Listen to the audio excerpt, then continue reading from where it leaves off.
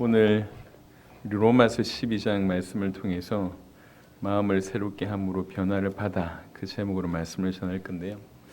여러분, 예수님을 믿는다는 거, 이건 우리 인생에 있을 수 없는 사실은 기적입니다. 너무 쉽게 생각하지만 잘 생각해 보세요. 예수님을 믿는다, 이게 보통 말이 아니에요.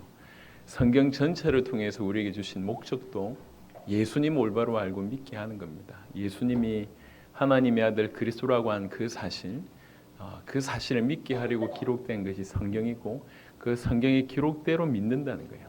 그러니까 내가 예수님을 믿는다는 것은 만물의 창조자가 있다고 믿는 것이고, 그리고 도무지 우리가 빠져나올 수 없는 심각한 상태에 있다고 내가 알고 믿는 것이고, 나를 구원할 수 있는 길이 내 안에 없고 오직 하나님만 나를 구원할 수 있다고 내가 믿는 것입니다. 그런데 이 모자란 나를 위해서, 영원히 죽을 수밖에 없는 나를 위해서 하나님이 나를 사랑하셔서 당신의 독생자를 보내셨다고 믿고, 그가 나를 위해서 죽으셨다고 믿는 겁니다. 그래서 예수 믿는다고 하는 것은 사실은 모든 것의 변화가 일어나는 거예요. 우리는 살아오면서 늘 비교를 당해오고 늘 상대적으로 평가받으면서 살아왔어요. 그래서 사실은 자기 자신을 사랑하거나 가족을 사랑하는 것보다 그렇지 못한 상황에 처해 있는 경우들이 많습니다. 비교의식 가운데 열등의식이나 교만의식이나 사실은 비슷한 수준인데, 그렇게 살다가 죽을 수밖에 없는데, 그래서 한 번도 누군가 죽기까지 나를 사랑한다라고 하는 것을 경험한 적도 없고 알 수도 없었는데, 천지를 창조하신 하나님이 나를 죽기까지 사랑하셔서 나를 건졌다, 이걸 믿는다는 것입니다. 여러분, 이거는 사실은 우리 본성에서 일어날 수 있는 그런 차원이 아니에요. 그가 나를 위해서 죽으셨다고 믿어지는 것은 정말로 크신 은혜입니다. 그리고 예수님을 믿는다고 하는 것은 그가 지금 내 안에 계시다고 믿는 거잖아요. 하나님의 아들 그리스도이신 예수님을 나의 주인으로 모실 때 그 주님이 내 안에 계신다는 거죠. 내 인생 가운데 그분이 주인으로 계시다고 믿는 겁니다. 여러분, 이게 어떻게 간단합니까? 왜 이게 기초라고 생각을 하죠? 아닙니다. 이것은 최고의 신비입니다. 그래서 예수님이 믿어진다, 이것은 기적 중의 기적입니다. 우주에서 일어날 수 있는 수많은 신비 중에도 탁월한 것입니다. 우리가 예수님을 믿어서 그분을 주인으로 모시고 이 땅에서 살아간다. 놀라운 일이에요. 우리는 지금 교회, 이게 뭔가 얘기를 계속하고 있습니다. 무엇보다도 교회인 우리에 관해서 얘기를 하고 있습니다. 우리는 누구나 예외 없이 우리는 예수님을 믿는 자라고 얘기할 때 그는 바로 구원을 받은 자라고 얘기할 수 있습니다. 여러분, 구원받았다고 하는 부분에 많은 설명이 있지만 오늘은 구원은 변화다라고 설명할 수 있을 것 같아요. 구원은 수많은 변화를 동반합니다. 구원받았다는 얘기는 어디서 건진받았다는 얘기인데, 모든 상태가 변화됐을 뿐만 아니라 모든 존재가 변화되는 일이 사실은 일어나는 거예요. 로마서 12장 1절 2절만 읽으시면 어떤 면에서 굉장히 좀 부담되는 구절입니다. 한번 보시겠습니다. 로마서 12장 1절 2절에 그러므로 형제들아, 내가 하나님의 모든 자비하심으로 너희를 권하노니 너희 몸을 하나님이 기뻐하시는 거룩한 산 제물로 드리라. 이는 너희가 드릴 영적 예배니라. 오늘 2절 보겠습니다. 너희는 이 세대를 본받지 말고 오직 마음을 새롭게 함으로 변화를 받아 하나님이 선하시고 기뻐하시고 온전하신 뜻이 무엇인지 분별하도록 하라. 이 말씀을 딱 접할 때에 이거는 우리가 범접할 수 없는 수준의 것이다, 이렇게 아예 처음부터 고개를 돌리시는 분들이 계실 것인데, 아닙니다. 그렇게 하면 안 됩니다. 이건 누구나 우리가 이런 삶을 살아야 됩니다. 그런데 조금 이 변화라고 하는 부분들에 대해서 조금 더 좀 깊이 보면 이 말씀을 조금 더 이해할 수 있을 것 같습니다. 여러분, 예수님을 구주로, 하나님의 아들이시면서 그리스도이신 예수님을 나의 주인으로 모셔드릴 때 우리에게 즉각적으로 변화되는 것이 있고 우리 인생 내도록 변화되는 것이 있어요. 이건 차이가 있습니다. 그러니까 믿는 순간 아주 즉각적으로 변화가 되고, 또 그 변화는 지속이 되고 또 완전히 변화되는 일이 벌어질 것입니다. 무슨 말이냐면, 예수님을 구주로 믿는 그 순간 우리가 하나님을 만나게 되어서 하나님의 자녀가 됩니다. 그리고 죄인인 우리가 의롭다 여김을 받게 됩니다. 이거는 법적인 용어예요. 법정의 진술입니다. 예컨대 요즘에 이제 입양하시는 분들이 이제 많이 있잖아요. 요즘에는 보니까 굉장히 까다롭다고 하더라고요. 너무 이제 입양해가지고 그 아이들을 이렇게 잘못 대하는 일들이 뉴스에 나니까, 그래서 부모의 자격이 되는지를 계속 조사를 하고, 그리고 충분한 자기 요건이 됐을 때 법에서 이제 공식적으로 이 아이의 아버지고 이 아이는 그들의 자녀다라고 하는 것을 법적으로 인정해 줍니다. 어디서 인정해 주냐? 법정에서 인정해 주는 거예요. 땅땅땅 이렇게 이 확정을 해주는 거죠. 그러면 어제와 똑같은 오늘이지만 어제는 자녀가 아니었는데 오늘은 진실로 자녀가 되는 일이 벌어진 거예요. 이게 법정에서. 그러니까 마찬가지로 우리가 예수님을 구주로 영접한 그 순간에 법적으로 무슨 일이 벌어지냐면, 법적으로 우리는 죄인에서 죄 없는 자, 의롭게 되는 자, 칭의라고 얘기하지 않습니까? 칭의가 일어나고 하나님의 자녀가 되는 일이 적극적으로 일어납니다. 이거는 신분의 변화이고 존재의 변화입니다. 이건 적극적으로 일어나요. 근데 적극적으로 일어나는데 피부로 안 다가올 수 있습니다. 못 느낄 수 있습니다. 그렇죠. 법적인 부분이기 때문에. 하지만 분명히 예수님을 구주로 영접했을 때 일어나는 아주 신분의 존재적인 법적인 변화라고 얘기할 수 있습니다. 몇 구절 성경을 한번 보시도록 하겠습니다. 요한복음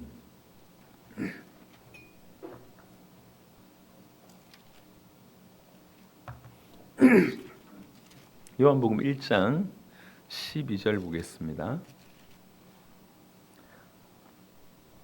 요한복음 1장 12절. 이게 메시지 할 때마다 좀 신경 쓰이는데 이거 뭐 없어도 되지 않나요? 다음에 좀 내려주세요. 메시지 할 때마다 좀 신경 쓰여서 죄송합니다. 한 번은 얘기해야지 하다가 보기는 좋은데 이거 뭐 쓸 데가 별로 없어서 여하튼 죄송합니다. 요한복음 1장 12절에 보면 영접하는 자, 곧 그 이름을 믿는 자들에게는 하나님의 자녀가 되는 권세를 주셨으니, 그러니까 영접하고 다른 말로 그 이름을 믿을 때, 예수가 누군지 정확하게 알고 믿을 때 무슨 일이 벌어지냐? 하나님의 자녀가 되는 일이 벌어집니다. 이거는 적극적으로 일어나는 일입니다. 요한복음 5장에 보시면 요한복음 5장 24절입니다. 요한복음 5장 24절. 내가 진실로 진실로 너에게 이르노니 내 말을 듣고 또 나 보내신 이를 믿는 자는 영생을 얻었고 심판에 이르지 아니하나니 사망에서 생명으로 옮겼느니라. 영생을 얻었다고 얘기합니다. 하나님의 자녀가 되었고 영생을 얻은 바 되는 일이 벌어지는 거예요. 조금 더 보겠습니다. 고린도후서를 한번 보겠습니다. 고린도후서 5장 보겠습니다. 고린도후서 5장 17절입니다. 고린도후서 5장 17절. 고린도후서 5장 17절. 그런즉 누구든지 그리스도 안에 있으면 새로운 피조물이라. 이전 것은 지나갔으니 보라 새 것이 되었도다. 많은 부분에 이것이 피부로 잘 다가오지 않기 때문에 헷갈릴 수 있지만 성경은 분명히 얘기합니다. 제가 자주 비유하는 게 저희가 이제 자녀를 낳으면 이제 경험이 있겠지만 사실 처음에 이렇게 생명이 탄생되는 순간은 누구도 모릅니다. 그 어미의 몸에서 이제 탄생되는 그 순간, 이제 세포 두 개가 만나는 그 순간은 볼 수도 없고 느낄 수도 없습니다. 하지만 바로 그 순간이 최고의 기적적인 역사잖아요. 그게 내 몸 안에서 계속 커지면서 우리가 이제 느낄 수 있을 때까지 가지만 사실은 처음에 있었던 건 창조의 순간이라고 해도 과언이 아닌 그 생명의 신비의 그 시작은 누구도 느낄 수 없고 눈치챌 수 없습니다. 마찬가지로 우리에게 일어난 영적인 생명 또한 그러합니다. 찌릿찌릿 그게 중요한 게 아니에요. 뭔가 갑자기 평안해지고 그게 지금 중요한 게 아닙니다. 이건 사실입니다. 누구든지 예수님을 구주로 영접했을 때 일어나는 적극적인 변화입니다. 하나님의 자녀가 되고 영생을 얻게 되고 내가 의롭다 칭함을 받는 일이 오늘 고린도후서 5장 17절로 표현하자면 완전히 새로운 피조물이 되는 일이 벌어집니다. 아주 짧은 순간에 동시에 이 엄청난 일이 벌어집니다. 자, 그리고 이 땅을 살아가는 거예요.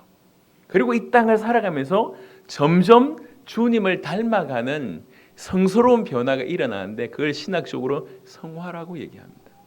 그러다가 우리가 주님 앞에 서게 될 날, 우리 주님 오시는 그날에 우리 몸은 주님과 같은 몸으로 완전히 체인지 됩니다. 그걸 가지고 영화라고 얘기합니다. 영화. 그래서 이미 우리는 변화가 된 자이며 또 변화가 되어져야 될 자며 완벽히 변화될 그런 존재입니다. 이미 우리는 변화가 우리 안에서 생명적으로, 존재적으로, 신분적으로, 법적으로 변화가 되었습니다. 그리고 지금 우리 삶에서 성스럽게 계속 변화되는 인격적인 변화가 계속 되어지다가 마지막 날 그분과 같이 영화로운 상태로 완전히 변하게 되는 것입니다. 그래서 구원은 변화와 뗄 수 없습니다. 구원받았는데도 불구하고 변화가 없다고 얘기하는 것은 심각한 얘기입니다.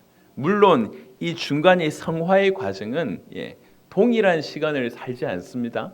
어떤 사람들은 조금 빨리 변화될 수 있고 어떤 사람들은 천천히 변화될 수 있지만 아예 변화의 과정이 없다고 얘기하면 출발이 과연 올바르냐 질문해 보셔야 된다는 거죠. 근데 정말로 예수님이 믿어지고 예수님이 좋아지고 예수님 따라 살고자 하는 마음이 우리 속에 정말 있다고 하면 그때부터 이미 시작되었다 이렇게 볼 수가 있을 것 같습니다. 그게 우리가 먼저 정의를 해놓고 해야 될 부분인 것 같아요. 그래서 이미 정말 여러분들이 예수님이 믿으시면 그분이 나의 주인이라고 믿으시고 그분만이 나의 죄를 영원히 도말하실 분이라고 믿으시고 사단의 손아귀에서 나를 건지실 수 있는 분이라고 믿으시고 하나님을 만날 수 있는 유일한 길이라고 믿으시고 모든 만물의 창조주며 구원자고 내 인생을 책임질 주인이라고 진실로 믿으시고 죽기까지 나를 사랑하신다고 믿어진다고 하면 정말 여러분들이 그 믿음 가운데 간다고 하면 여러분은 100% 하나님의 자녀입니다. 여러분 속에 영원한 생명의 씨가 뿌려졌습니다. 이미 놀라운 변화는 이미 시작됐습니다. 신분으로 존재로 법적으로 완전한 변화는 이미 일어났습니다. 그리고 그 변화를 우리 인생 동안 살아가야 될 일들이 이제 우리 가운데 있는 것이죠. 자, 그런 중에 로마서 12장 다시 본문으로 보겠습니다. 로마서 12장 그런 자에게 하시는 말씀이에요. 그런 자에게 1절 설명하면 너무 기니까 2절만 보겠습니다. 너희는 그러니 그 생명을 소유한 너희는 이 세대를 본받지 말라고 얘기합니다. 여기서 이 세대는 한 세대를 얘기하는 게 아니고 시간의 개념을 얘기하는 것이 아니라 지금 악한 자 안에 처한 이 악한 세대를 얘기하고 있습니다. 세상의 신, 공중의 권세 잡은 자가 다스리는 악한 세대를 바로 이 세대라고 얘기하고 있습니다. 이 세대를 본받지 말라고 성경은 얘기합니다. 이 세대는 그냥 표면적이고 흘러가는 이 세상 풍습 가운데 사로잡힌 바 되어 있습니다. 여러분 세상이 그냥인 것 같지만 분명히 세상 배경에 영적인 것이 존재하고 있습니다. 성경은 세상의 신이라고 표현했고 세상의 임금이라고 분명하게 표현했습니다. 그리고 눈에 보이지 않는 그 세력들의 영향으로 뭔가가 형성이 된 거예요. 그래서 세상 풍조라고 얘기합니다. 하나님 없이 자기가 세상의 주인인 줄 알고 자기가 자기 인생 책임지려고 발부둥 치면서 생겨난 수많은 어떤 인생들의 경험들, 그것들의 모임들, 그것의 문화들 이런 많은 것들이 사실은 세상의 풍습이고 세상의 풍조입니다. 그래서 많은 사람들이 결국 그것을 쫓아가죠. 세상의 매력이라고 생각하고 계속 쫓아가는데 성경은 얘기하고 있습니다. 이 세대를 본받지 마라. 그 가치관을 본받지 말라는 거죠. 그렇게 살지 말라고. 하나님 믿지 않는 자들처럼 살아가는 것은 옳지 않다고 얘기하고 있습니다. 이 땅이 전부인 것처럼 삽니다. 세상 가운데서 최고가 되려고 높아지려고 다른 사람들은 밟아도 괜찮은 것처럼 삽니다. 내가 사는 것이 중요한 것이 남이 죽는 것은 전혀 중요하지 않게끔 그렇게 살아가는 것이 세상입니다. 완전히 거기에 찌들어 있어요. 그 교회 내에 들어와서도 이 세상의 가치와 기준을 버리지 못한다고 얘기하면 이건 이도 아니고 저도 아닌데 오늘날 교인들의 모습 속에서 이런 것들이 너무 많은 거죠. 겨우 그렇게 자기를 생명을 주시고 자기를 건져냈다고 믿는, 예수님이 나를 위해서 죽으셨다고 입은 그렇게 믿는다고 얘기하지만, 그러면 당연히 나를 위해서 목숨 주신 그분을 위해서 사는 게 당연하지 않습니까? 근데 이런 모습보다는 예수님 믿었고 이제 천국 갈 건데 이 땅에서 축복받고 싶다라고 얘기하는 마음으로 어떻든 예수 이름 이용해서 이것도 복받고 저것도 복받고 이것도 해결하고 저것도 해결하는 수준에 계속 머물러 있습니다. 분명히 믿는다고 하지만 믿지 않는 분들과 다를 바가 전혀 없는 상황입니다. 그래서 얘기하고 있습니다. 너희는 이 세대를 본받지 마라. 그런 마음의 상태, 많은 것들을 설명하고 있습니다. 여러분, 이 세대를 본받지 말라고 분명히 얘기를 하고 있습니다. 이 세상 풍습을 받아들이거나 순응하지 말라고 하는 거죠. 세상이 얼마나 매력이 있습니까? 그에 비해서 우리 내면은 얼마나 연약합니까? 계속 넘어지는 거예요. 초점이 우리가 누구며 우리가 어디를 향해서 걸어가야 될지가 선명하지 않으면 이 세상의 매력에, 세상의 유혹에 계속 넘어집니다. 에베소 4장을 잠시 보겠습니다. 에베소 4장, 옛사람의, 그러니까 구원받지 못한 사람을 옛사람이라고 표현한다고 하면 그 옛사람의 특징이 뭐냐면 에베소 4장 22절입니다. 에베소 4장 22절, 너희는 유혹의 욕심을 따라 썩어져가는 구습을 따르는 옛사람을 벗어버리고, 하나님을 믿지 못하는 사람들이 옛사람이라고 정의한다고 하면 그 옛사람은 계속 유혹에 끌리고 욕심에 끌린다는 거죠. 그리고 이 옛날의 방식을 계속 따라갑니다. 그 세상 방식을 계속 따라간다는 거죠. 이게 옛사람의 특징입니다. 그러니까 교회 안에 새로운 피조물로 교회 안에 들어온 것이 맞다고 하면 우리는 새로운 풍습을 쫓아가야 됩니다. 새로운 피조물이 됐다는 것을 알고 그 하나님을 위해서 살아가야 되는데, 그렇지 않고 이 안에 들어와서도 옛 모습을 추구하는 거예요. 여러분, 예수님이 이용해서 자기 인생 문제 해결하는 것이 그게 응답이고 간정입니까?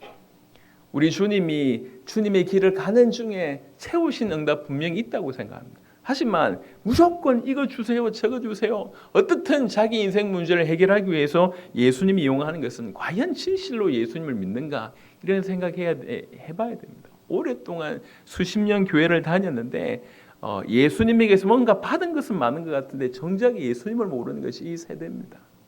주님을 몰라요. 하나님을 모릅니다. 그러니까 하나님 믿는 중에 뭐 교회 생활도 하고 응답도 받고 축복도 받고 해결도 받고 뭔가 경험치는 많이 쌓여져 가는데 궁극적으로 하나님을 몰라요. 왜 그러냐? 관심이 없으니까. 예수님을 모릅니다. 이게 기가 막힌 사단의 역사가 아닌가 생각을 합니다. 그래서 성경은 분명히 얘기합니다. 이 세대를 본받지 마라. 그러면서 다시 로마서 12장 가겠습니다. 로마서 12장, 너희는 2절입니다. 이 세대를 본받지 말고 오직 마음을 새롭게 함으로 변화를 받아. 이런 변화를 받으라고 얘기하는데 마음을 새롭게 함으로 변화를 받으라고 얘기합니다. 여러분, 궁극적으로 인격이라고 하는 부분들은 마음과 직결되는데요. 마음 쉽게 바뀝니까? 마음이요, 이게 내 것 같은데 내 것이 아니라, 맞는 말인지 모르겠는데요, 내 것인 것 같은데 내 안에 있는데 내 것이 아니에요. 로마서 7장에 그 대단한 사도 바울은 이렇게 표현했습니다.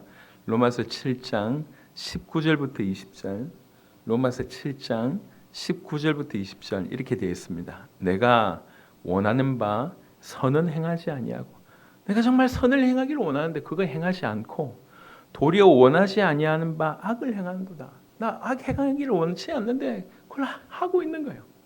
나는 선을 원하는데, 선 행하기를 원하는데 그거 행하지 않고, 악을 행하기를 원치 않는데 계속 악만 행하고 있다는 거예요. 그러면서 이제 20절 뭐라고 얘기하냐면, 만일 내가 원하지 아니한 그것을 하면 이를 행하는 자가 내가 아니요 내 속에 거하는 죄니라 라고 얘기해요. 여러분, 우리 마음을 누가 주장합니까? 죄가 주장합니다. 이래 되면 조금 심각하다는 거예요. 그래서 예레미야 17장 9절에는 뭐라고 표현했냐면, 만물보다 심히 부패한 것이 마음이라 그랬어요. 마가복음 7장에 예수님은 마음에서 나오는 것이 모든 악한 것이라고 예수님이 직접 얘기합니다. 쭉 열거합니다. 여러분 그래서 잠언 4장 한번 보겠습니다. 구약 성경에 잠언을 잠시 보겠습니다. 잠언 4장에는 엄청난 얘기를 합니다. 잠언 4장 23절입니다.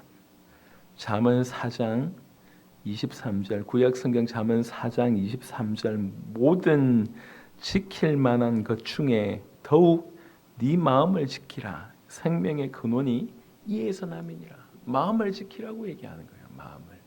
그러니까 마음이 내 거면 쉽게 지킬 수가 있겠는데 이게 로마서 17장과 연이어서 보면 마음에 뭔가 주장한 게 있다는 거지. 그게 죄라고 얘기하면 이게 쉬운 얘기가 아니에요. 그래서 말세에 가장 딴 게 아닙니다. 결국 말세에도 이 마음이 그 부패되는 성향을 계속 드러내는 것이 말세라고 성경은 얘기하고 있습니다. 시간이 없지만 디모데후서 3장 잠시 보겠습니다. 여러분 우리 인생을 계속 변화시킬 수 있는 능력은 말씀에서 나옵니다. 하나님이 우리 인생을 바꾸는 거예요. 그러니까 설교자는 설교를 잘해야 되는 필요도 있지만 더 중요한 것은 말씀을 전달하게 하는 것이 설교자입니다.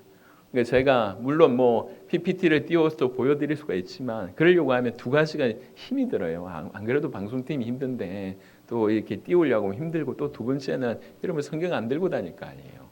교회로 오는데도 성경을 안 들고 다녀. 계속 지금 찾는 겁니다. 일부러. 여러분 하나님의 사람이 하나님 말씀을 가까이 하지 않고 어찌 살겠다는 얘기예요. 아니 가수가 노래 연습 안 하고 뭐 어떻게 밥 먹고 살겠냔 말이에요. 하나님의 사람이 하나님 말씀 가까이 하는 것만큼 귀한 일은 없습니다. 자, 디모데후서 3장에 말세에 이런 일이 벌어진다고 합니다. 디모데후서 3장 1절부터 보겠습니다. 너는 이것을 알라. 말세에 고통하는 때가 이르러. 고통하는 때가 이르는데 그 고통하는 때를 설명하면서 도대체 어떤 상태인데 고통하는 때입니까? 이렇게 얘기합니다. 사람들이 자기를 사랑하며 돈을 사랑하며 자랑하며 교만하며 비방하며 부모를 거역하며 감사하지 아니하며 거룩하지 아니하며. 여러분 우리가 하나라도 해당이 안 되는 게 있는지 보세요. 전부 우리 얘기입니다. 무정하며 정이 없고 원통함을 풀지 아니하며 모함하며 절제하지 못하며 사나우며 선한 것을 좋아하지 아니하며 배신하며 조급하며 자만하며 쾌락을 사랑하기를 하나님 사랑하는 것보다 더하며 경건의 모양은 있으나 경건의 능력은 부인하니. 사실은 경건의 모양이 있다는 얘기는 교회 밖에 있는 사람이 아닐 거 아니에요. 교회 안에 있는 사람들을 얘기하고 있습니다. 이 같은 자들에게서 네가 돌아서. 무슨 문제입니까? 전부 마음의 문제예요. 말세에 사실은 마음의 악한 상태가 점점 심해집니다. 지금 우리가 세상 가운데 이런 마음 상태 가지고 있다는 거죠. 그러다가 극적으로 예수님을 믿게 돼서 그 예수님이 우리를 받아들이시게 됐고 우리가 그 예수님이 나를 사랑한다고 하는 사실을 인정하며 그 예수님을 나의 주로 모셔드리는 기적 같은 일이 벌어졌다는 거예요. 그래서 이때 얘기합니다. 마음을 새롭게 해라. 근데 사실 우리가 한두 번 넘어진 게 아니지 않습니까? 새롭게 하고 싶은데 한두 번 넘어진 게 아니잖아요. 근데 참 우리에게 희망이 됩니다. 이 구절이 로마서 12장을 다시 보면요. 로마서 12장 2절에 보면 오직 마음을 새롭게 함으로 변화를 받아라고 얘기하는데 여기 보면 새롭게 함으로 변화를 받아라고 하는 구절을 잘못 읽으면 우리가 어떻게 새롭게 해야 되는 것처럼 이해할 수 있는데 이게 연결되어 있고요. 그 원어를 보면 우리 자신이 새롭게 된다는 얘기가 아니고 타자에 의해서 새롭게 함을 받는다고 하는 표현입니다. 타자, 우리 안에 타자가 있어요. 무슨 말입니까? 우리 안에 주의 성령이 임하신다는 거죠. 그 성령께서 우리를 변화시켜 간다는 거죠. 그 성령께서 우리를 일고 가신 것에 우리가 순종하게 될 때 그것이 마음을 새롭게 함으로 변화를 받아라고 하는 일들로 연결된다는 겁니다. 이 험악한 세상에 네 혼자 마음을 어떻게 컨트롤해봐 이렇게 얘기하면 우리는 희망이 없는데 계속 넘어질 건데 정말 감사하게 우리가 예수님을 구주로 영접하는 그 순간 우리의 상태를 너무 아시니까 여러분 성령이 우리 속에 계시다는 것은 굉장히 좋은 소식입니다. 하지만 또 반대로 아주 냉정하게 보면 성령이 우리 안에 거하시지 않으면 안 될 만큼 우리가 심각한 존재라고 하는 것에 대한 얘기입니다. 이토록 놀라운 구원을 이 예수님을 그렇게 발견했음에도 불구하고 주의 성령께서 우리와 함께 계시지 않으면 우리는 또 원래대로 돌아갈 수밖에 없는 그런 처참하고 비참한 상태인 거죠. 하나님이 함께 하시지 않으면 안 될 존재가 우리입니다. 그분이 그 성령께서 우리 안에 계셔서 꽃다운 보리자루처럼 가만히 계시냐? 그렇지 않다는 거예요. 이 하나님께서 우리 마음에 우리 양심에 계속 말씀하십니다. 깨닫게 하십니다. 어디로 가야 될지 방향을 지시합니다. 뭐가 틀린 것이며 뭐가 옳은 것인지 계속 알게 하십니다. 부단히 우리가 계속 거부한 그런 시간을 보내다 보니까 교회 안에 있고 구원을 받았음에도 불구하고 변화가 더딜 뿐이지, 실상 그분의 음성을 듣기 시작하고 순종하기 시작할 때 끊임없이 용서해라, 남편 용서해야 되지 않냐, 할렐루야, 아내 용서해야 되지 않냐, 알잖아요. 근데 얼굴만 보면 딱 만남이 그 마음 사라지잖아. 이게 뭡니까? 이게 마음의 순종이 아니라 불신앙인 거예요. 불순종인 거예요. 이게 사실 이 과정입니다. 우리 안에 그분이 가만히 계시지 않고 끊임없이 우리에게 말을 거시고, 우리를 인도하시고, 우리가 어디로 가야 될지 말씀하시고, 우리 안에서 계속 일하시는데 끊임없는 그것에 대해서 내가 귀를 막고 순종하지 않는 거예요. 잔소리하는 어머니의 말을 안 듣는 아들처럼 그렇게 살아온 거예요. 하지만 분명한 것은 성경 이렇게 얘기하고 있습니다. 뭐 어떻게 하면 되냔 말이야. 그 타자, 그 성령께, 그 성령의 인도하심에 우리가 이제 우리 자신을 드리는 거예요. 순종이라고 얘기합니다. 그런 일이 있을 때 진정한 이 인격적인 변화, 삶의 변화가 우리 안에서 일어난다는 거예요. 골로새 3장을 잠시 보시면 이렇게 또 다르게 표현하는데요. 골로새 3장, 골로새 3장 1절입니다. 골로새서 3장 1절, 그러므로 너희가 그리스도와 함께 다시 살리심을 받았으면 뭐라고 얘기합니까? 위의 것을 찾으라. 거기는 그리스도께서 하나님 우편에 계시느니라. 위의 것을 생각하고 땅의 것을 생각하지 말라. 이는 너희가 죽었고 너희 생명이 그리스도와 함께 하나님 안에 감추어졌습니다. 너희 그 옛사람, 하나님 떠나 있던 그 옛사람은 죽었고 너희가 새 사람이 되었으니까, 그리고 너희 생명은 절대로 빼앗기지 않을 만큼 그리스도와 함께 하나님 안에 감추어진 자가 되었기 때문에 너희는 하늘의 백성 아니냐, 너희는 하나님 나라에 속한 자가 아니냐. 그러니 위의 것을 보고 위의 것을 찾으라고 얘기합니다. 계속 위의 것을 볼 것을 누가 얘기합니까? 우리 안에 계신 주의 성령께서 계속 깨닫게 하시는 거예요. 이게 세상 것이며 그렇지 않고 더 귀한 거, 더 올바른 거 보게 하는 거예요. 이전에는 도무지 생각할 수 없는 일들이 우리 안에 일어나는 겁니다. 이전에는 그냥 어떻게든 뭐 앞에 걸리는 사람들 다 죽었어, 어떻게든 뭐 나를 어떻게 방해한 건 내가 가만두지 않겠어, 이런 삶이었는데 어느 순간부터 그 영혼들이 불쌍해지기 시작하고 경쟁 상대가 아니라 품어야 될 사람으로 이해되어지기 시작하고 계속 내 안에서 그렇게 말씀을 하시는 거예요. 그것에 내 순종하고 순종하는 걸음을 한 걸음 한 걸음 옮겨갈 때 우리의 변화가 급진적으로 되어진다고 하는 것입니다. 다시 말씀드립니다. 정말 예수님을 여러분들이 믿게 되었다고 얘기할 때 우리 모두는 정말 놀라운 급진적이고 기가 막힌 변화가 실제로 먼저 일어났습니다. 생명의 변화, 존재의 변화, 신분의 변화, 법적인 변화가 완전히 일어나서 사단의 자녀였던 우리가 하나님의 자녀가 되었고, 죄의 종이었던 우리가 그 죄가 해결되는 의롭다 여김을 받는 자가 되어버렸습니다. 그리고 하나님이 우리 안에 계시는 일이 벌어졌습니다. 이게 우리에게 일어났던, 누구든지 구원받은 자에게 일어난 아주 짧은 시간에 동시간에 일어난 그런 일입니다. 그리고 나서 우리가 이 땅을 사는 동안에 호흡할 이유가 있어서 이 땅에 존재케 하시는 그 동안에는 계속 우리를 건져내신 그 주님을 향하여 계속 성장해 가는 겁니다. 이걸 누가 원하십니까? 우리 주님이 원하십니다. 누구랄 것도 예외 없습니다.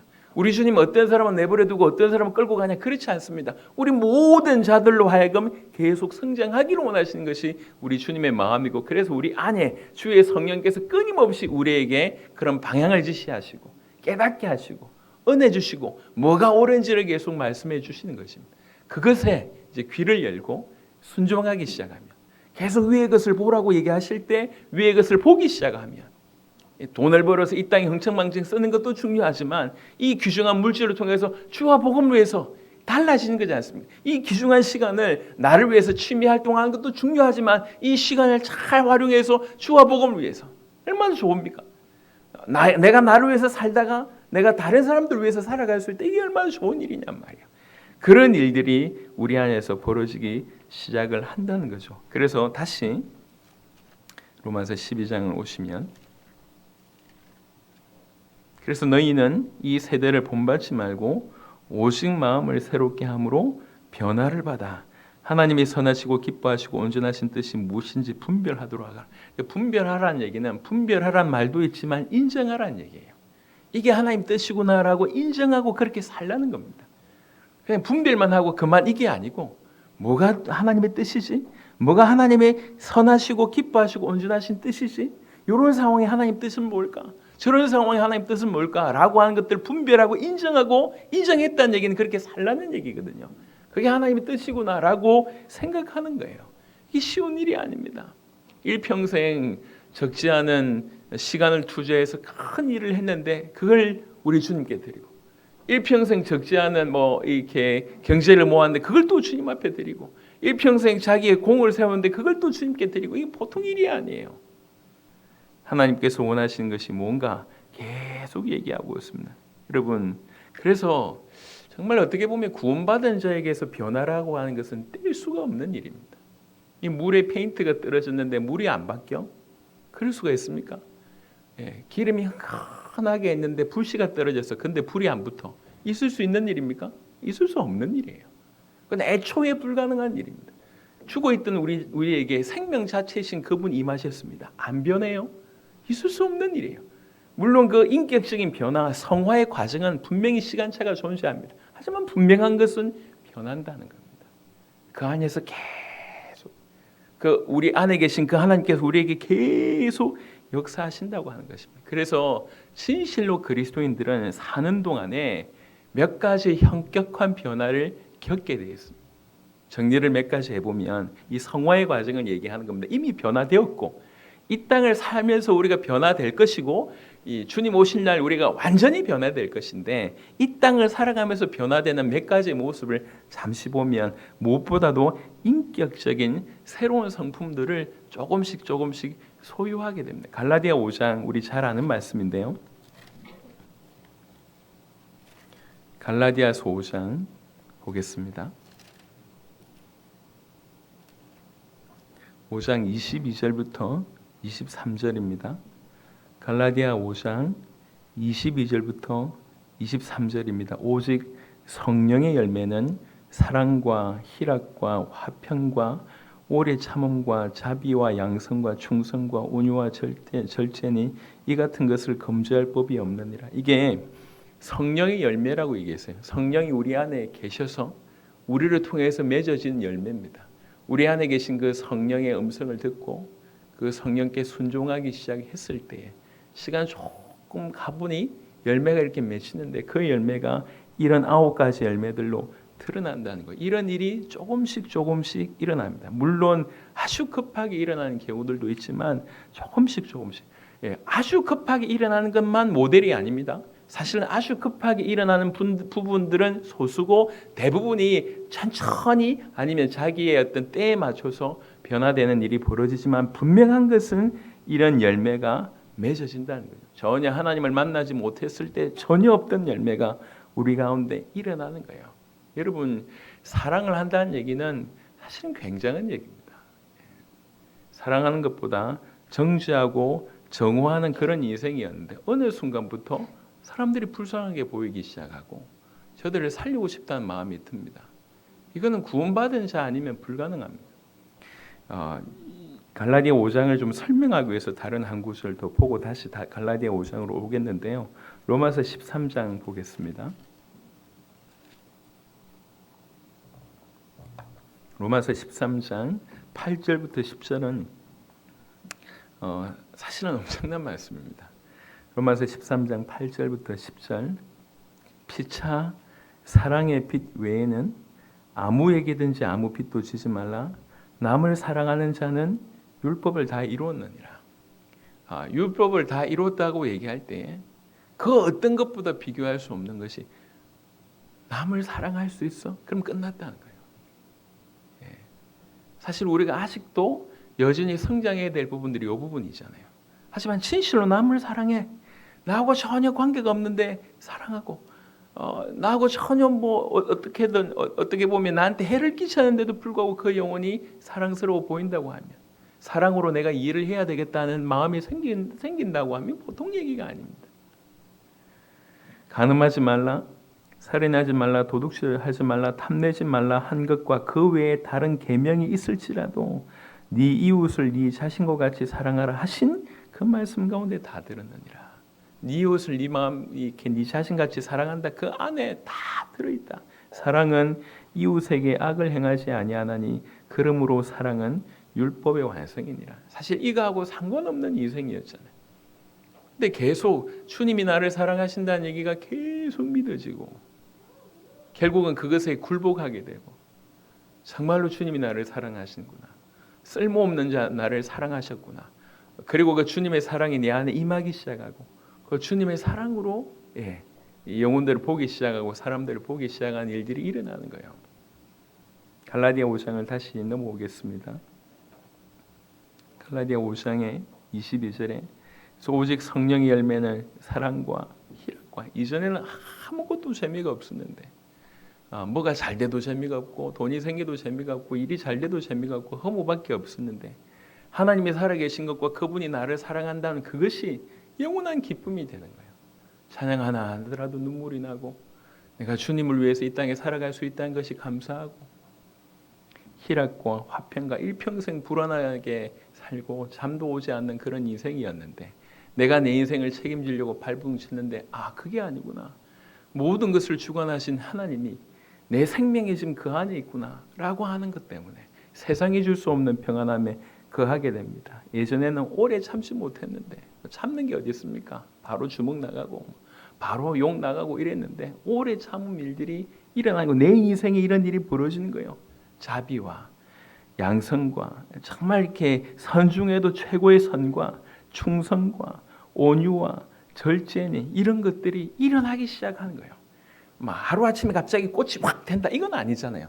하나씩 하나씩 그 안에서 싹이 나기 시작하고 자라기 시작하고 열매 맺는 것처럼 우리 인생 가운데 누구나 구원의 참된 신분의 존재적인 변화가 일어나는 자는 그 인생 가운데 이런 인격적인 변화가 시간의 차이가 있을지 모르겠지만 분명히 변화가 있습니다. 여러분 변화가 안 일어난다는 것은 이거 약간 다른 얘기인데 변화 관리 전문가가 있더라고요. 희한한 전문가가 많아요. 변화 관리 전문가가 이렇게 변화가 뭡니까? 라고 얘기하는 것에 대해서 정의를 이렇게 내려서 변화라고 하는 것은 살아있다는 것입니다. 이렇게 정의했어요. 그러니까 변하지 않는다. 누구나 살아있는 존재는 변화하게 마련입니다. 근데 변화가 없다는 얘기는 죽었다는 얘기입니다. 이 사람 신앙생활 하나 싶을 정도로 이건 학적으로 연구해서 한 얘기예요. 여러분 진실로 구원받은 자가 어떻게 죽은 자하고 같을 수 있습니까? 더디더라도 변화가 그 안에 일어날 수밖에 없습니다. 그 중에도 인격적인 변화가 일어날 수밖에 없습니다. 그리고 또 그 구원받은 자에게 일어난 변화 중에 하나가 고린도전서 10장에 31절에 보시면요. 고린도전서 10장에 31절에 그런즉 너희가 먹든지 마시든지 무엇을 하든지 다 하나님의 영광을 위하여 하라. 삶의 동기가 새로운 동기가 생기기 시작하는 거예요. 삶에 있어서 이전에는 자기 밥 먹고 사는 것이 유일한 동기였고 남들보다 위에 올라가고 남들에게 많은 영향을 끼치고 사람들이 많이 알아봐주고 이런 철저하게 세속적인 그런 동기였다고 하면 하나님이 계시네. 그분이 나를 사랑하셔서 당신의 독생자를 주셨네. 이 땅에서 살아가는 것 중에 최고가 그분을 위해서 사는 것이네 라고 깨달아지면서 삶의 동기가 새로운 동기를 갖게 됩니다. 하나님의 영광을 위해서 라고 하는 동기를 갖게 됩니다. 이건 많이 고민하는 것이 아니라 그냥 그 안에서 그런 마음이 생겨요. 또 그리스도인들에게 어떤 변화가 생기냐. 요한복음 17장 보겠습니다. 요한복음 17장 지금 우리에게 일어날 변화, 또 일어나고 있는 변화에 관한 얘기를 하고 있습니다. 요한복음 17장 3절 보겠습니다. 요한복음 17장 3절 영생은 곧 유일하신 참 하나님과 그가 보내신 자 예수 그리스도를 아는 것이니다. 여러분 이 구절은 제가 여러분을 설명한 구절입니다. 영생이 그냥 영원히 산다라고 하는 그 영원한 시간에 초점이 있는 것이 아니라 어떤 상태로 영원히 사냐는 거죠. 여러분 지옥에서도 영원히 살잖아요. 그렇잖아요. 영생은 하나님과 함께 그리스도를 알아가는 참 하나님을 알아가는 그 상태로 영원히 산다는 것입니다. 그만큼 하나님과 그리스도 예수를 아는 것은 중요한 부분입니다. 진실로 구원받은 자는 이 하나님의 말씀, 그 성경의 진리, 그 복음, 그 그리스도를 아는데 점점 흥미를 갖게 되고 그것이 중요함을 눈치채기 시작합니다. 이전에는 어떻게 조금 위로받기 위해서 성경의 몇 구절로 위로받았는데 그게 아니라 인생의 진리가 여기 있구나. 여러분 하나님의 말씀은요. 우리가 얼마 전에도 제가 신방하면서 얘기했는데 하나님 말씀과 현실 사실 둘 다 중요하죠. 너무 중요합니다. 근데 우리는 현실이 너무 급하다 보니까 하나님 말씀을 외면하거나 무시하거나 거부하거나 이런 인생을 삽니다. 하지만 잘 보시면 이 하나님 말씀은 인간의 지식 중에 지식이고 인간의 경험 중에 경험이고 떠돌다 결국 오게 될 종착역이 하나님 말씀입니다. 이게 하나님 말씀이에요. 하나님 말씀에 모든 것이 다 있어요. 그 하나님 말씀에서 중요한 답을 얻으려고 하는 일들이 그 안에서 변화가 일어나게 된다는 거죠. 또 무엇보다도 삶의 방식에서 이 예수님을 계속 알아가면 알아갈수록 예수님을 전하고 싶은 마음이 계속 생기는 거예요. 그건 당연한 얘기예요. 좋은 영화를 보더라도 사랑하는 사람들한테 얘기하고 싶거든.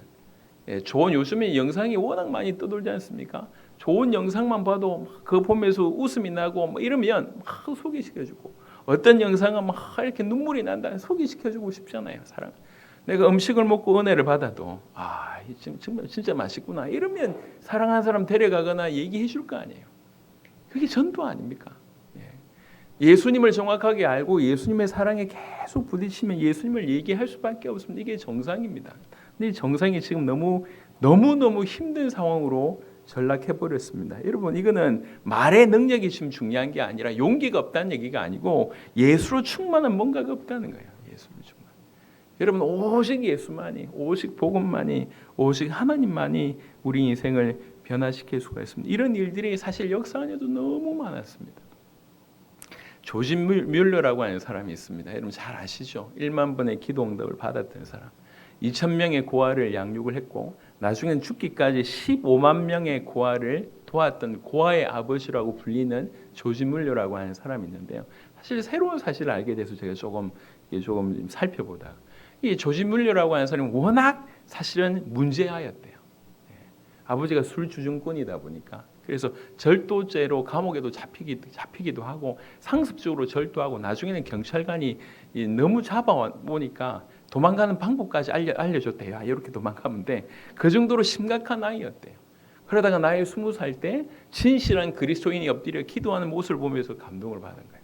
그래서 할례대학을 입학하게 됩니다. 그러면서 이 사람의 인생이 완전히 바뀌게 되면서 죽을 때까지 고아들을 위해서 살면서 그 어떤 대단한 사람들한테 의탁하지 않고 계속 기도하면서 1만 번 이상의 응답을 받았다고 얘기합니다. 참 대단한 일이죠. 이런 일이 벌어져요. 여러분 또 모르는 분 중에 한 명이 티코미로프라고 하는 이 구소련의 사람이 있는데요. 이 사람 얘기가 참 특이했어요. 이런 일도 벌어지는구나. 아버지를 따라 이제 어떤 다른 지역으로 갔는데 이상하게 뭐가 좀 잘 안 됐어요. 그래서 이 사람이 방황하기 시작하면서 나중에 도적이 됩니다. 티코미로프라고 하는 사람이 도적이 돼서 그날도 7명이 이제 팀을 꾸려가지고 도적질을 하다가 어떻게 하다가 사람 2명을 죽인 거야. 사람 2명을 죽이고 그 소지품을 빼앗아 갔는데 그 죽은 두 사람 중에 한 명의 소지품에 성경이 들어 있었다는 거예요. 그래서 이 사람이 그 성경이 그때는 벌써 꽤 된 일이기 때문에 성경이 하도 신기해서 성경을 그냥 보는데 뭔가 계속 마음이 다가오더래. 그러다가 결정적인 예수님 십자가에 달렸던 그 두 강도의 사건에 이제 보게 된 거예요. 그 강도 사건을 둘 중에 한 명이 회심하는 그 사건을 보면서 큰 감동을 받았다고 합니다. 그래서 이 사람이 그 자리에서 회개하고 동료들을 설득시킨 거예요. 그래서 7명이 자수합니다. 그래서 10년 이상 큰 이렇게 이제 복역을 하게 되는 거죠. 근데 그 복역하면서도 너무 기쁜 거예요. 나 같은 사람도 하나님이 구원하신 이게 너무 기쁜 거예요. 그래가지고 그 복역 때부터 복음을 전하기 시작했어요. 나와가지고 복음 전하다가 목사가 되기 시작한 거죠. 너무나 많이 복음을 전하다 보니까 그 주변의 목회자들에게 핍박을 받기 시작한 거예요. 이단이라고. 그래서 이단이라고 누명 쓰고 또 감옥에 2년을 들어갑니다. 이단이라고 누명 쓰고 나와서도 계속 복음을 전하게 됩니다. 나중에는 복음 전하는 이제 그 목사가 되는데요. 그 목사가 되어서 그 처음에 썼던 그 성경책 있잖아요. 자기가 죽였던 그 사람의 그 성경책에 앞에 이제 글을 이제 씁니다. 내가 알지 못해서 당신을 죽였다. 근데 당신의 성경이 나를 살렸다. 이 성경이 내 목마름을 채워줬고 이 성경이 내가 어떻게 살아야 될지 알게 했다면서. 그렇게 한 성경을 가지고 있던 사람은 죽고 그 사람이 죽었던 그 사람의 성경이 이 사람을 살린 거예요. 그 얘기가 있더라고요. 그렇다. 여러분 인생 암만 해도 변화 안 됩니다. 부자 된다고 변화됩니까? 병난다고 변화됩니까? 뭔가 이제 풀리지 않는 부분들이 풀리면 해결됩니까? 변화됩니까? 안 됩니다. 우리 인생은 생각보다 심각한 상태 가운데 있습니다. 우리 마음만 하더라도 고삐 풀림 망하십니다. 컨트롤이 불가능합니다. 변화 안 됩니다. 근데 그 마음을 누가 조종하냐? 죄가 있다는 거예요. 그 죄의 배경에는 사단이 존재합니다. 우리는 죄성을 가지고 있고 사단의 공격에 도무지 뭔가 방어할 수 있는 능력이 전혀 없던 상태였어요. 주님이 당신의 특별한 은혜로 나를 건져내지 않으면 우리는 전혀 불가능한데 정말 기적 같은 일이 우리에게 벌어진 거예요. 여러분 예수 믿는 것은 기적입니다. 제가 수십 년을 복음 전하면서 전 세계 다니면서 복음 전하고 있는데 예수 믿는 것 기적입니다. 그것도 순수하게 예수님을 믿는다. 이것처럼 기적이 없어요. 그리고 계속 시종일관 예수님께 포커스를 맞추는 이 신앙생활을 한다. 이것처럼 기적이 없어요. 누구든지 예수님을 구주로 영접하면 하나님의 아들이신 그리스도이신 그 예수님을 구주로 영접하면 아주 짧은 시간에 급진적인 변화가 사실 그 인생 가운데 이미 일어났습니다. 하나님의 자녀가 되었고 칭이 의롭다 여김을 받는 자가 되었고 그 안에 하나님의 영이 임하신 일이 벌어졌습니다. 동시다발적으로 아주 짧은 시간에. 그리고 우리가 인생을 사는 날 동안 우리 안에서 계속 그분은 일하십니다. 계속 깨닫게 하십니다. 말씀을 듣게 하시고 어디로 걸어가야 되며 뭐가 옳은 것인지 계속 깨닫게 합니다. 그 음성에 우리가 조금씩 순종해 나아가기 시작하면 어느 삶 속에 그 성령의 열매들이 우리 인생 가운데 가득가득 맺히게 되는 것입니다. 그러다가 우리 주님 오시는 그날 우리는 그분의 모습처럼 영화롭게 변화되게 될 것입니다. 그래서 구원받았다고 하는데 구원과 변화가 별개다. 그럴 수는 없습니다. 구원은 변화입니다. 구원은 반드시 변화를 동반합니다. 그래서 사모하시길 바랍니다. 아까 그 변화 관리 전문가 얘기를 한 번 더 들어보면 이분이 그렇게 얘기했어요. 변화되지 않았다. 만약에 당신이 1년 전과 똑같은 생각이 변화되지 않았다면 당신은 1년 동안 죽어 있었다는 것이다. 이렇게 얘기하는 거예요. 이 사람 한번 찾아봐야 될 것 같아요. 굿인데 정말 신앙생활을 하는 사람 같아요. 이게 지금 학적인 얘기를 하는 거예요. 당신은 1년 전과 똑같은 생각을 하고 변화되지 않았다. 변화되지 않았다면 당신은 죽어 있었다. 지난 1년 동안 이렇게 얘기하는 거예요.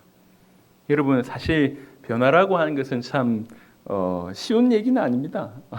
변화가 이게 어떻게 보면 엄청난 에너지가 소모되고 고통스럽죠.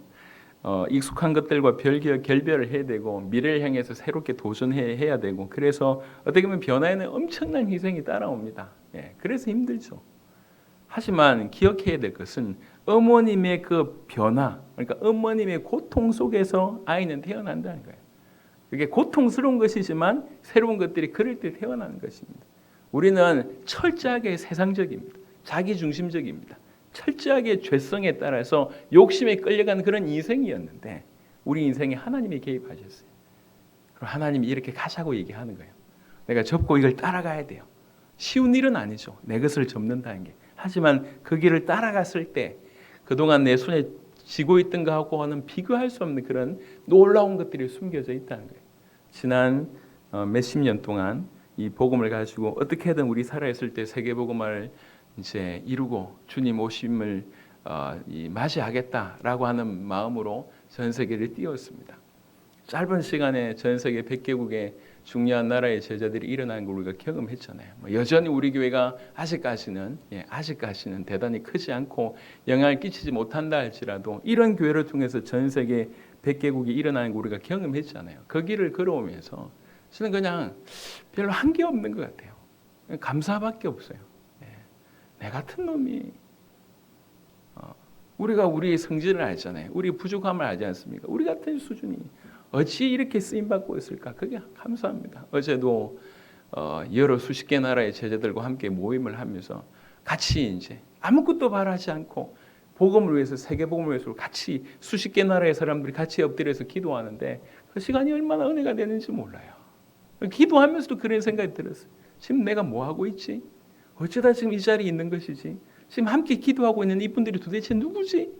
전 세계 복음 때문에 조직을 얘기하는 것도 아니고 어떤 단체를 얘기하는 것도 아니고 이익을 준다는 얘기도 그 어떤 것도 없는데 그냥 복음 때문에 그렇게 모여들어서 하나님 말씀을 나누고 같이 기도하는데 얼마나 은혜가 되는지요.